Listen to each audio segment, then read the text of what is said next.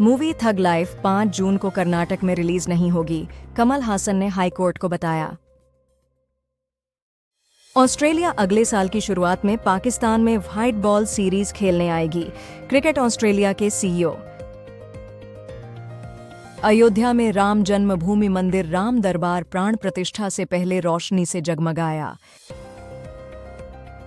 Neeraj Chopra classic 2025 अब 5 जुलाई को बेंगलुरु के श्री कांतीरवा स्टेडियम में होगा, जो पहले 24 मई को होना था, लेकिन भारत पाक संघर्ष के चलते टाला गया।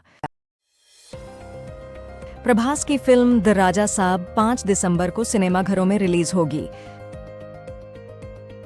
दक्षिण कोरिया में यून के मार्शल लॉ और बर्खास्तगी के बाद नए राष्ट्रपति के लिए मतदान हो रहा है। 2025 की रथ यात्रा के लिए ओडिशा डीजीपी ने पुरी में सुरक्षा तैयारियों की समीक्षा की। कराची में भूकंप के बाद कैदियों को बाहर निकाले जाने पर 100 से ज्यादा कैदी भाग गए और एक की गोलीबारी में मौत हुई। सरकार ने लद्दाख में 85% नौकरियां स्थानीय लोगों के लिए और हिल काउंसिल में 1 चुनाव 3 सीटें महिलाओं के लिए आरक्षित की। जम्मू कश्मीर के 3 सरकारी कर्मियों को लश्कर-ए-तैयबा और हिजबुल मुजाहिदीन से जुड़े होने के आरोप में बर्खास्त किया गया। राजस्थान के जैसलमेर में सरकारी कर्मचारी शकूर खान को पाकिस्तान के लिए जासूसी करने के आरोप में गिरफ्तार किया गया। मालिक टीजर में राजकुमार राव का डेडलॉक्ड और बेरहम गैंगस्टर अवतार दिखा, फिल्म जल्द रिलीज होगी। तेलंगाना सरकार जापान के किताक्यूशु शहर से प्रेरित होकर 80 एकड़ में सस्टेनेबल डेवलपमेंट पर आधारित इको टाउन बनाएगी। डच म्यूजियम में 200 साल पुराना शीप के अपेन से बना एरोटिक आर्ट वाला कंडोम प्रदर्शित। उत्तराखंड सरकार ने 12वीं साइंस के 100 होनहार छात्रों को मेडिकल और इंजीनियरिंग की मुफ्त कोचिंग देने के लिए सुपर अनटॉस्ट प्रोग्राम शुरू किया। भारत में कोविड के मामले 4026 पहुंचे, पिछले 24 घंटे में 5 मौतें दर्ज। कृतिका कामरा ने अनुषा रिजवी की फीमेल लैड ड्रामेडी की शूटिंग दिल्ली में पूरी की, जिसमें फरीदा जलाल, जूही बब्बर और श्रेया धनवंत भी हैं। अमेरिका की सेकंड लेडी उषा वांस ने भारत यात्रा को यादगार बताते हुए पीएम मोदी से मुलाकात को बहुत खास कहा और उनके बच्चों ने मोदी को दादाजी जैसा माना। असम राइफल्स और भारतीय सेना नॉर्थ ईस्ट इंडिया में ऑपरेशन जल राहत II के तहत तीसरे दिन बाढ़ राहत कार्य जारी रखे।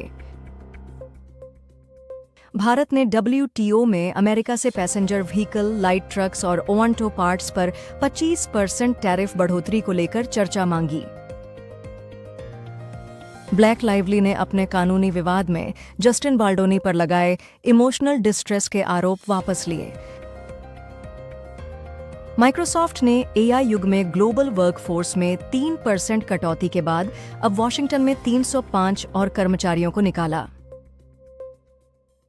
कनेडियन रैपर ड्रेक ने IPL 2025 फाइनल में RCB की जीत पर 750K की बड़ी शर्त लगाई।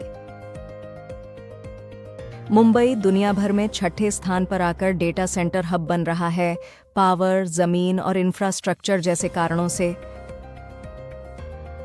भारत का पहला वंदे भारत मेंटेनेंस डिपो जोधपुर के भगत की कोठी में बन रहा है। चुनाव आयोग ने 3 जून 2025 को टेक्नोलॉजी आधारित सिस्टम शुरू किया, जो वोटर टर्नआउट डेटा जल्दी और सटीक रूप से देगा। गौरव गोगोई ने असम कांग्रेस अध्यक्ष पद संभाला, 2026 विधानसभा चुनाव पर ध्यान। चेन्नई पेट्रोलियम अपने डायमंड जुबली पर 400 करोड़ खर्च कर पेट्रोल डीजल के रिटेल आउटलेट्स शुरू करेगा। पंजाब किंग्स ने टॉस जीतकर RCB के खिलाफ गेंदबाजी चुनी, दोनों टीमें बिना बदलाव के खेल रही हैं। RCB ने कोहली की शानदार बल्लेबाजी से 18 साल बाद पहला IPL खिताब जीता। सरकार संसद में इलाहाबाद हाई कोर्ट के जज यशवंत वर्मा के खिलाफ महाभियोग प्रस्ताव ला सकती है, जिनके घर से जली हुई नकदी मिली थी। यूएन असेंबली ने जर्मनी की पूर्व विदेश मंत्री एनालेना बेयरबॉक को रूस की डिमांड पर सीक्रेट वोट में अगला अध्यक्ष चुना। किसानों ने अमरावती के दूसरे चरण की भूमि पूलिंग के लिए 36,000 एकड़ जमीन देने की पेशकश की। मंत्री 17 वर्षीय पाकिस्तानी टिकटॉकर सना यूसुफ को इस्लामाबाद में उनके घर पर ऑनर किलिंग के शक में गोली मार दी गई। मणिपुर के राज्यपाल और केंद्रीय गृह सचिव ने भारत म्यांमार सीमा पर बाड़बंदी और राज्य की कानून व्यवस्था की स्थिति पर चर्चा की। योगी सरकार ने यूपी पुलिस भर्ती में अग्निवीरों को 20% आरक्षण और 3 साल की आयु छूट देने का फैसला किया। पाकिस्तान की 1000 कट नीति का जवाब देने के लिए भारत ने आतंक के खिलाफ नई सीमाएं तय की हैं। CDS general Chauhan. पुरी राउरकेला वंदे भारत अब शनिवार को भी चलेगी, मंगलवार को सेवाएं बंद रहेंगी। ICRISAT ने ग्लोबल साउथ देशों के बीच कृषि सहयोग बढ़ाने के लिए नया सेंटर ऑफ एक्सीलेंस लॉन्च किया। डिक्सन ने चीन की HKC के साथ डिस्प्ले मॉड्यूल बनाने के लिए सरकार से मंजूरी मांगी।